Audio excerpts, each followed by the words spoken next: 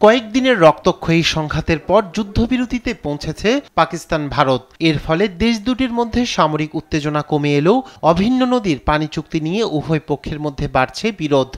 ভারতের একতরফা সিদ্ধান্তে সিন্ধু নদের পানি চুক্তি স্থগিত করার পদক্ষেপকে আন্তর্জাতিক আইনের লঙ্ঘন বলছে পাকিস্তান।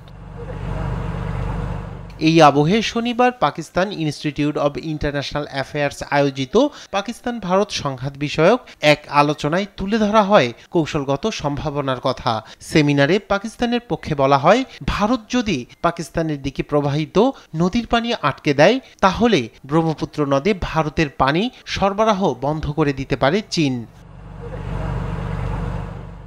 পিআইআইএ চেয়ারপারসন ডক্টর মাসুমা হাসান জানান, সাম্প্রতিক সংঘাত নিয়ে বিভিন্ন মতামত, বিশেষ করে তরুণ প্রজন্মের দৃষ্টিভঙ্গি জানা জরুরি ছিল। তাই গবেষণা সহকারীদের বিভিন্ন দিক নিয়ে আলোচনা করার জন্য আহ্বান জানান তারা। এ সময় পানি সম্পদ ও গণমাধ্যমের কৌশলগত হুমকি মোকাবেলার নানা দিক নিয়ে নিজেদের মতামত তুলে ধরেন তরুণ গবেষণা সহকারীরা। ডক্টর মাসুমা গেল এক মাসের ঘটনাবলী তুলে ধরে স্মরণ করিয়ে দেন কিভাবে ভারত কোনো বিশ্বাসযোগ্য প্রমাণ ছাড়াই 22 এপ্রিলের পেহেলগাম হামলার জন্য পাকিস্তানকে দায়ী করেছিল, যা ছিল ভারতের গোয়েন্দা ব্যর্থতা।